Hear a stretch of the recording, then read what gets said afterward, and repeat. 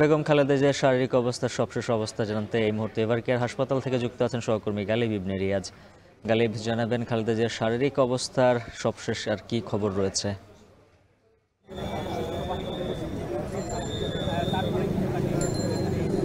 উজ্জ্বল, শারীরিক সবশেষ খবর যদি বলতে হয় তাহলে এখন পর্যন্ত যে অবস্থায় গতকালকে তিনি রাতে ছিলেন একই অবস্থায় রয়েছেন, অর্থাৎ তার অবস্থা অপরিবর্তিত রয়েছে। অর্থাৎ যে সংকটাপন্ন অবস্থায় তিনি ছিলেন সেরকমই তিনি রয়েছেন। কিছুক্ষণ আগে বিএনপির ভোলার 4 আসনের তিনবারের সংসদ সদস্য নাজিমুদ্দিন আলম তিনি খালেদা জিয়াকে দেখতে এসেছিলেন এবং দেখতে এসে দেখার পরে তিনি বের হয়ে সাংবাদিকদের সঙ্গে কথা বলেছেন এবং তিনি একই কথাই বলেছেন যে রাতে যেই পরিস্থিতি ছিল সেই একই পরিস্থিতি তার রয়েছে, অর্থাৎ সংকটাপন্ন অবস্থায় তিনি রয়েছেন এবং তিনি সবার কাছে, বিশেষ করে দেশবাসীর কাছে তার জন্য দোয়া চেয়েছেন যেন তিনি সুস্থ হয়ে ওঠেন।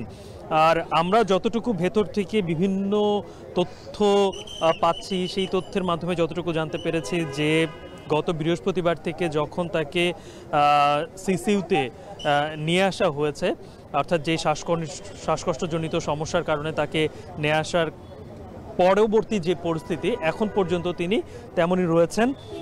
বেগম খালেদা জিয়ার যিনি ব্যক্তিগত চিকিৎসক জাহিদ হোসেন, তাকে সকালে আমরা দেখতে পেয়েছি যে তিনি ভেতরে রয়েছেন।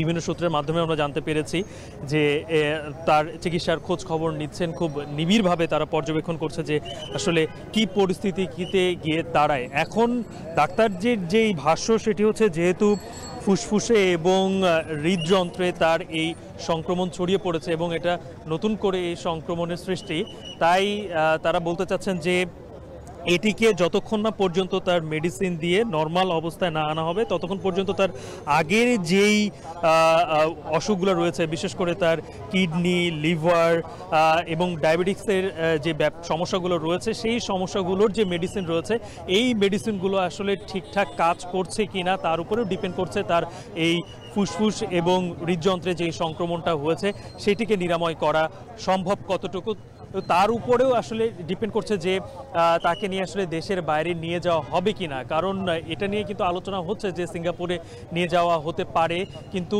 এখন তার যেই শারীরিক কন্ডিশন সেই অবস্থায় তিনি এতদূর যাত্রা করতে পারবেন কিনা, ধকল নিতে পারবেন কিনা, এটিও কিন্তু তারা বিবেচনায় আনছেন।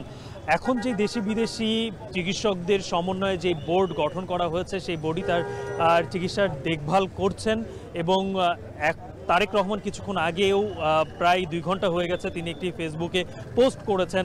তিনি নিজেও বলেছেন যে তার মায়ের অবস্থা সংকটাপন্ন এবং দেশবাসীর কাছে তিনি দোয়া চেয়েছেন।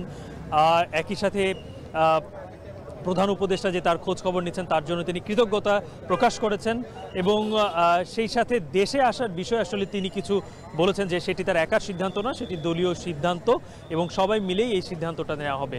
তো এই ছিল উজ্জ্বল আমার কাছে এখান থেকে সর্বশেষ। বিএনপি চেয়ারপারসনের শারীরিক অবস্থার সবশেষ খবর জানাচ্ছিলেন সহকর্মী গালিব ইবনে রিয়াজ।